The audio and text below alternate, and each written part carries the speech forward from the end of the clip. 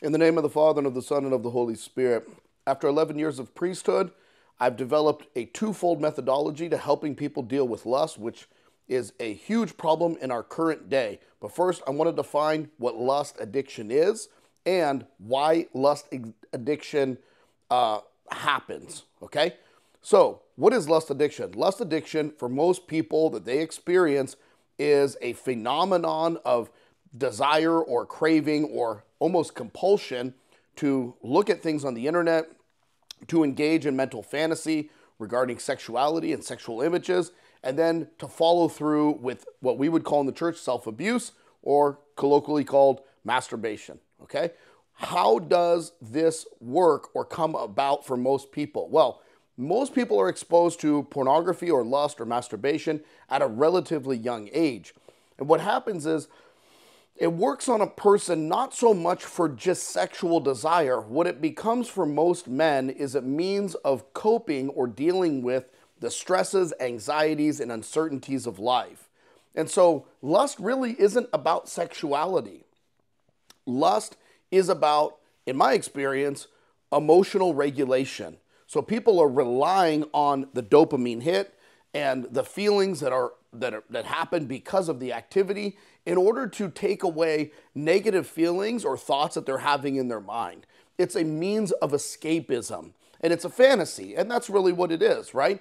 In real life, a person may be a complete loser and have no chance with women or not know how to talk to them, etc., and these thoughts begin to bother him and weigh on him, but he turns on his computer, and all of a sudden the most gorgeous woman wants to get naked for him, wants to dance, wants to do whatever sexual for him, and suddenly he's not a loser. But what ends up happening is that after he's followed through with masturbation, suddenly crashing down on his head are intense feelings of actually being a loser, because it's loser behavior. You're trying to escape anxiety or fear or whatever else by creating a fantasy world where these women want to be intimate with you, but your mind realizes afterwards they want nothing to do with you. And in real life, most men would stand zero chance with any of these women. And so it's kind of almost a humiliation ritual whereby a man engages in this behavior, but really ends up humiliating himself. And so I have twofold approach with 3 points on each on how I coach men to make progress and to really fight against this. Now, I never want to use the words overcome it, because the reality is you're going to be battling it for the rest of your life. That's the reality. Now, the battle becomes much, I don't want to say easier, but it becomes different. You know, at the beginning, when somebody's really in the throes of getting free of that initial grab and that bond that it has on them, it can be very, very difficult. But as time goes on, a person realizes through practice and discipline and through a constant warfare that, hey, this is just a part of life. This is a low-hanging fruit. This is an easy place for the devil to attack me. And so the devil's going to keep attacking you. You know, until the day you die, women are still going to be beautiful, and you're still going to be attracted to them. And people are still going to dress immodestly, and it's going to catch your eye. The question is, how much time, attention, and thought you give to those things becomes much more controllable when you're not feeding into it. It's like a sugar craving. If you eat sugar all the time, you start craving sugar. But when you start to work sugar out of your diet, you see a cookie, you think, oh, the cookie looks delicious, but you have the self-control. You just say, I'm not going to eat it, okay? So, number one, as a precondition, you have to have some sense of anger that pornography and fantasy does not define who you are, and that they are pathetic, unmanly activities to be involved in. Sometimes guys will come to confession and it's almost like they're expecting me to hold them accountable, but they don't have an internal sense of who they are as a man. I want every man to have an internal sense that, like, this behavior is pathetic. It is pathetic. It's not worthy of me as a man. That strong sense and an anger at falling into it so easily has to come internally. It's not about being quote unquote religious or being in the church. You have to be able to rightly define who you are as a man.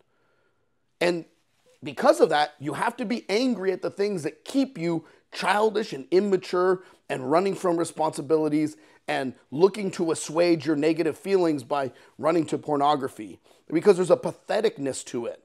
And you have to feel that for yourself. Number two, you have to have a sense of perfection. This does not mean that you're going to be perfect in regards to the temptations of lust, but it has to be a desire for a 24-hour perfection to keep yourself pure from masturbation. So you go into the supermarket, you see a woman who's dressed immodestly. Yes, you're going to be drawn to that, okay? And yes, you may fall and have a second look or whatever else. Yes, a thought may pop into your head, but you want to be quick to cut it off. The thing is that lust is always going to be coming at you, but you want to do nothing with it. You don't want to feed it by engaging in the fantasy and then into the masturbation. And so it is that it's paramount that you have a sense that, look, 24 hours without masturbation is completely doable, and you can continue to do it by staying vigilant. That is key. Intensity. And I've got, of course, the icon of St. Joseph the Hesychast, who battled against this temptation of lust. In his own life, he had done nothing sexual, never been exposed to anything like pornography, and yet the demon of lust tempted him severely when he went to the monastery. They say for 8 years. St. Joseph was the absolute model and pinnacle of intensity. He was fully engaged in the fight. He knew that every single day the devil was going to hit him with temptations, and every day he was ready to suit up and engage in the battle. You have to have this sense. I see men who are passive or try to go with the flow or whatever. Those guys get taken out super easy because their heart is not in it. You have to be coming with as much ferocity and intensity as the devil is coming at you. The devil wants to destroy you, and you have to have the intensity that it's kill or be killed. You will not settle for being destroyed. That is extremely important, and you have to cultivate that mental mindset. Even if you fall in battle, you have to have the sense of getting up and saying, I am going to press forward. Tomorrow is a new day. Even if I have to start over, I'm going 100% tomorrow.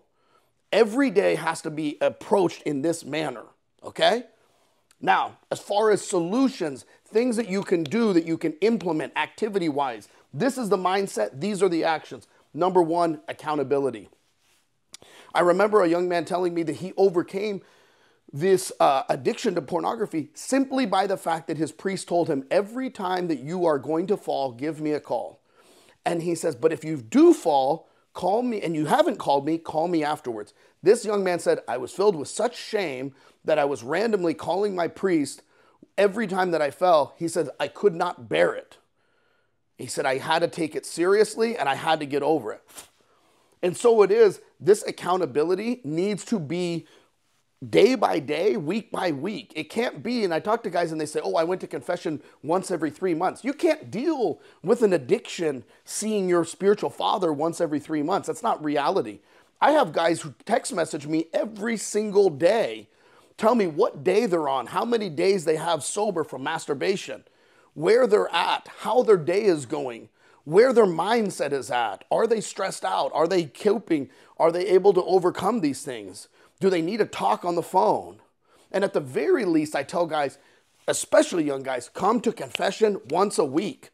Come to confession. Just being there and knowing that you're going to have to stand in front of your spiritual father in 3 or 4 days does a huge amount to encourage you on, the temptation hits you on Wednesday night.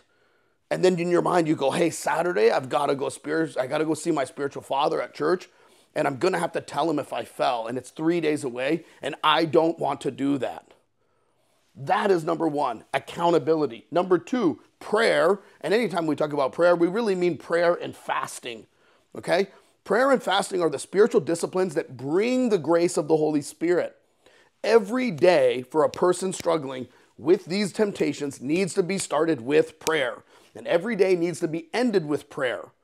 Prayer is paramount to asking the Holy Spirit to help you. I often use the analogy, it's like you're bench pressing. And when the bar gets too heavy and you're going to fail, you are calling out for the Holy Spirit to grab the bar and lift it up with you. Give you the help that you need in order to succeed in a battle that is beyond your strength. Okay? Staying sober, meaning not engaging in pornography, masturbation, these things, is a miracle. One day is a miracle. But it's a miracle, but it happens through the power of the Holy Spirit. So when the Holy Spirit sees us fasting, using self-control, engaged in prayer, beseeching him daily for help, crying out to him in moments of temptation, he comes to our aid and he strengthens us. But we need to be absolutely regimented about it. We can't be praying for an hour, skipping 2 days, pray for 15 minutes, skip a day. It doesn't work like that. Every single day is the battle of our life for the preservation of the purity of our soul. And lastly, we need penance. Everyone works like this, but especially us men. We need to know that there is a discipline that's going to be involved with us committing a sin that we shouldn't be doing. And so it is. The church fathers have routinely said, especially when someone defiles the temple of the Holy Spirit, they need to be kept from Holy Communion for a period of time. Sometimes that's 2 weeks, sometimes it's 40 days, which is the norm. Sometimes it's extra prostrations, sometimes it's extra fasting. But everyone needs to know, and this is the word of St. Joseph the Hesychast, he goes, you drive a nail out with a nail. See, when a nail gets stuck and sunk too far into a board, you can't hook it and bring it out. You've got to put another nail on it, and you've got to hit that nail and drive the first nail out through the board. And so it is, the penance is the discipline that we know is waiting for us when we give over to these base desires.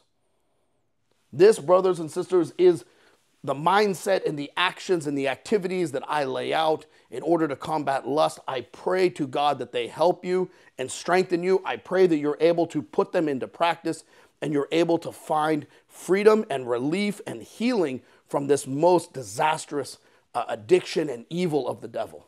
God bless you.